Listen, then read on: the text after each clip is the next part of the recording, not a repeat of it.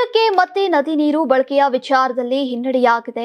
ಕಾವೇರಿ ಬಳಿಯ ಕರ್ನಾಟಕ ಹಾಗೂ ತಮಿಳುನಾಡು ನಡುವೆ ಸಂಘರ್ಷಕ್ಕೆ ಕಾರಣವಾಗಿರುವಂತಹ ದಕ್ಷಿಣ ಪಿನಾಕಿನಿ ಅಥವಾ ಪೆನ್ನಾರ್ ನದಿಯ ನೀರು ಹಂಚಿಕೆ ವಿವಾದ ಎದ್ದಿತ್ತು. ಇದೀಗ ಸುಪ್ರೀಂ ಕೋರ್ಟ್ ತಮಿಳುನಾಡಿನ ಅರ್ಜಿಯನ್ನ ಪುರಸ್ಕರಿಸುವ ಮೂಲಕ ಕರ್ನಾಟಕಕ್ಕೆ ಹಿನ್ನಡೆಯಾಗಿದೆ.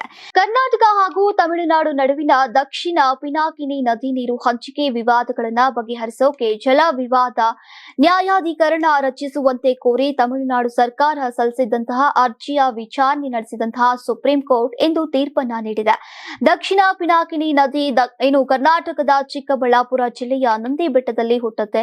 ಕೋಲಾರ, ಚಿಕ್ಕಬಳ್ಳಾಪುರ ಮೂಲಕ ಹರಿದು ತಮಿಳುನಾಡನ್ನ ಸೇರುತ್ತೆ. ದಕ್ಷಿಣ ಪಿನಾಕಿನಿ ನದಿ ತಮಿಳುನಾಡಿನಲ್ಲಿ ಪೆನ್ನೈಯಾರ್ ನದಿ ಅಂತಾನೆ ಪ್ರಸಿದ್ಧಿಯನ್ನ ಪಡೆದಿದೆ.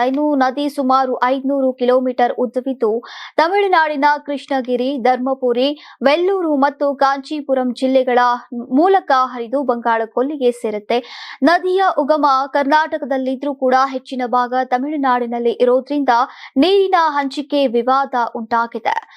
ಪೆನ್ನಾರ್ ನದಿ ಮತ್ತು ಅದರ ಉಪನದಿ ಮಾರ್ಕಂಡೇಯ ನದಿ ಪಾತ್ರದಲ್ಲಿ ಈಗ ಕರ್ನಾಟಕ ಸರ್ಕಾರ ಹಲವು ಯೋಜನೆಗಳನ್ನ ಕೈಗೆತ್ತಿಕೊಂಡಿದ್ದು, ಇದನ್ನ ವಿರೋಧಿಸಿ ತಮಿಳುನಾಡು ಸರ್ಕಾರ ಸುಪ್ರೀಂ ಕೋರ್ಟ್ ಮೊರೆ ಹೋಗಿತ್ತು.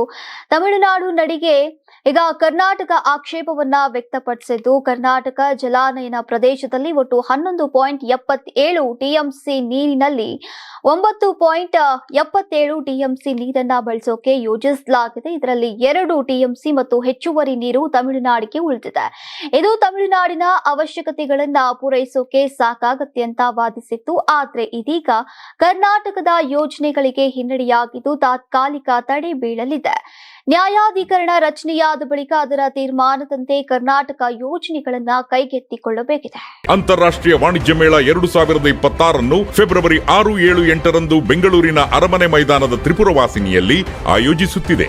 ಇದು ಕರ್ನಾಟಕ ಕೃಷಿ ಇಲಾಖೆ ಪ್ರಕಟಣೆ. ಯಾರಾಗ್ತಾರೆ ಎಂಎಲ್ಎ ಅಭ್ಯರ್ಥಿ 2028 ಶೀಘ್ರದಲ್ಲೇ. ಪ್ರತಿದಿನ ಒಂದೊಂದು ಕ್ಷೇತ್ರದ ಟಿಕೆಟ್ ಆಕಾಂಕ್ಷಿಗಳ ಸಂಪೂರ್ಣ ಮಾಹಿತಿ ಪೊಲಿಟಿಕಲ್ ಜರ್ನಲಿಸ್ಟ್ ಕೆಎಂ ಶಿವಕುಮಾರ್ ಅವರಿಂದ. ಕರ್ನಾಟಕದ ನಂಬರ್ 1 ಡಿಜಿಟಲ್ ಮೀಡಿಯಾ ನಿಮ್ಮ ನೆಚ್ಚಿನ ಕರ್ನಾಟಕ ಟಿವಿಯಲ್ಲಿ ಮಾತ್ರ. ನೀವು ಸಣ್ಣ ಆಗ್ಬೇಕಲ್ವಾ? ಅದು ಒಂದು ಉತ್ತಮ ಆಹಾರದಿಂದ ಸಣ್ಣ ಆಗ್ಬೇಕಲ್ವಾ? ಪ್ರತಿದಿನ ನಮ್ಮ ಜೀನಿ ಸ್ಲಿಮ್ ನ ಯೂಸ್ ಮಾಡಿ ಯಾವುದೇ ಸೈಡ್ ಎಫೆಕ್ಟ್ ಇಲ್ದಂಗೆ ನೀವು ಸಣ್ಣ ಆಗ್ತೀರಾ.